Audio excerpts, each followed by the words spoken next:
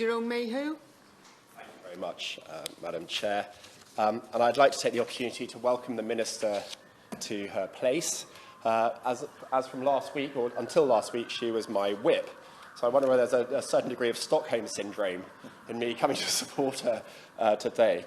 But actually, even if it wasn't her, I'd still be keen to take part in this important debate because there is a change afoot. In fact, there has been a change afoot in our economy over the last 10, 15 years, and certainly from the time when I was at school, when I didn't have the army or the pit put forward to me, but it was similarly limited. And it's really noticeable that even at the school that I was at, not a single mention was made of going into business. It just wasn't expected, which I think is pretty devastating and may explain some of the issues that we have as an economy as a result. But now, the transition from secondary education to the next stage in one's life it's a bewildering array of opportunity. I've never been more optimistic for the future. For children coming out and young people coming out through secondary education, there is a wealth of opportunity that didn't exist even 5 years ago. And I only have to look at my own constituency of Broadland in Norfolk, a largely rural farming communities, where just in the last few weeks I've visited a rocket company that specialises in testing satellites in microgravity conditions. We are building the world's, or certainly Europe's, largest vertical farm, Fisher Farms. That's in my constituency at the moment, wholly reliant on robotics and AI. We've got 17 gigawatts of offshore renewable wind located in the North Sea, southern North Sea, between now and 2030, or a large chunk of it coming to shore in Norfolk, with all the attendant jobs and careers associated with that. And I have not just one film studio in my constituency, but a second one that is being proposed now, and arguably a third. So that's just in rural Broadland in Norfolk. All those are exciting new opportunities. I haven't even begun to mention what's going on in Norwich with the research part, the John Innes Centre, employing 250 scientists right at the cutting edge, at the world cutting edge of gene editing and gene therapy, as well as the biosciences. Then you've got the specialist engineering, Heatherset with Lotus, and it could go on and on and on, and that's before you get anywhere near Cambridge, which is a huge hotbed of exciting development.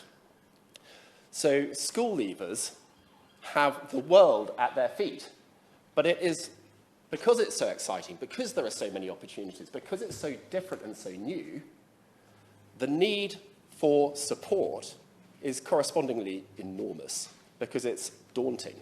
And I remember when I was starting out in life, I had no idea what I wanted to do with life. And if there is any young person unfortunate enough to be listening to this debate, I just want to reassure you that that is absolutely normal. In fact, it's vanishingly small, the number of people who know clearly what they want to do in life.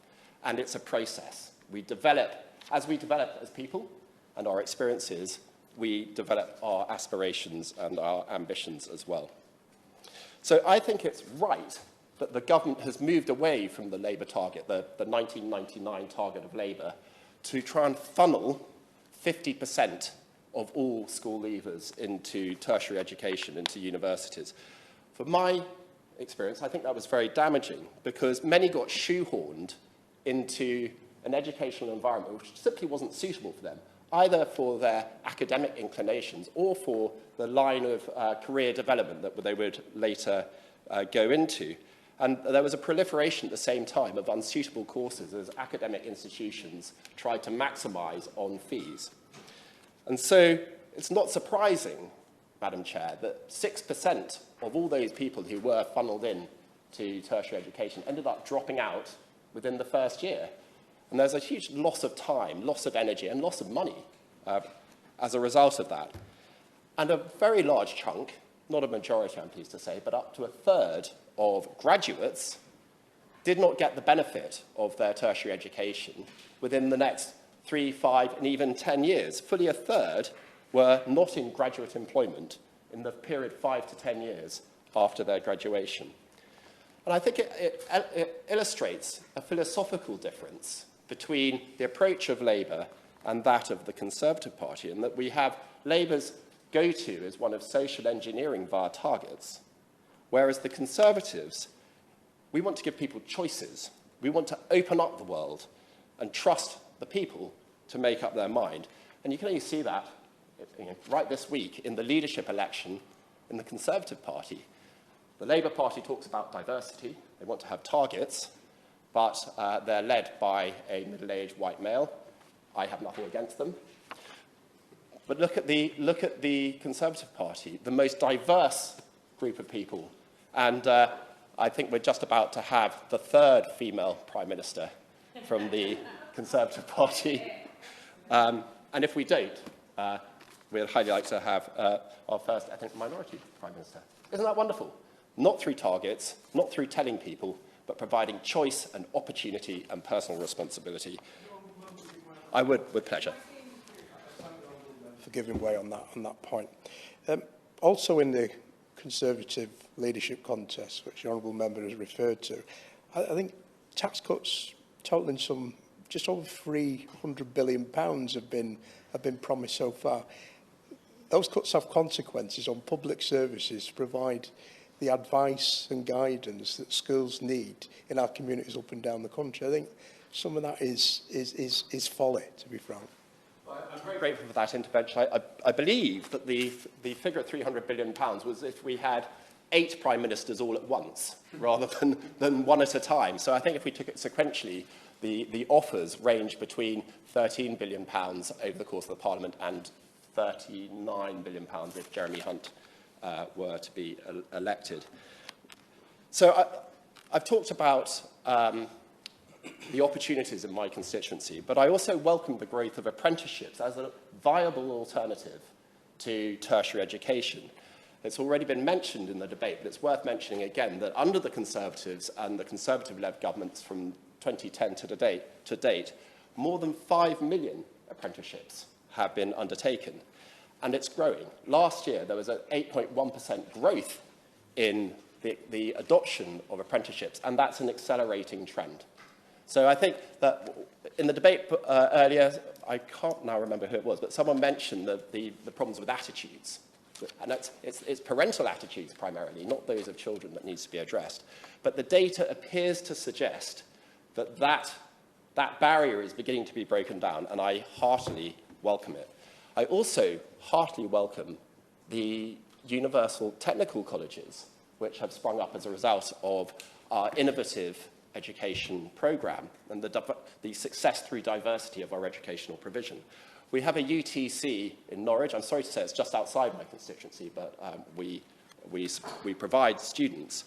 That has, I visited it about 6 months ago, and I was amazed by the links, the merging of the barrier between formal education and employment, and the technical courses which are leading directly onto an employment where you had a lot of work experience as part of the course, achieving T-levels, which are an excellent qualification, one that we do need to build on, and then leading, in some cases, on to very well-paid tertiary apprenticeships as well.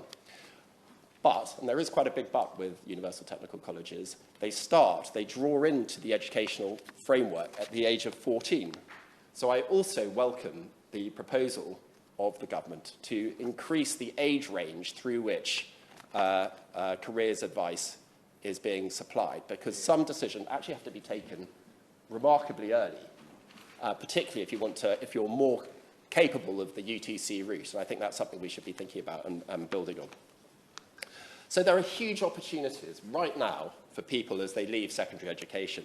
We've got unemployment at record lows, at full effective employment. In my constituency, the last time I checked, it was at just 2.1%. That's full function employment. In fact, we have a need for more people. That creates opportunities. We've got technical training through the UTCs and elsewhere, which are leading on to these new industries, which I've talked about. We've got the increase of apprenticeships, whether it's tertiary apprenticeships or more technical ones. These are great. They're real opportunities. It is more diverse. It is more complex. But I'm really glad that the government's getting behind that through careers advice. And finally, Madam Chair, Education doesn't stop when we leave school. It doesn't stop at an apprenticeship. I particularly welcome the government's commitment to lifelong learning through the lifelong loan scheme and the lifelong learning entitlement. It's the modern economy is that we change, we develop, we change our careers. I'm on my third significant career. That may be one career too many from the opposition benches, but it's the modern way. It's exciting, it's a bit more nerve-wracking, and we need to reskill, re-energise, and go for additional careers. So I'm on the side of the working people throughout their varied careers, and I'm very pleased to be part of a party that supports that.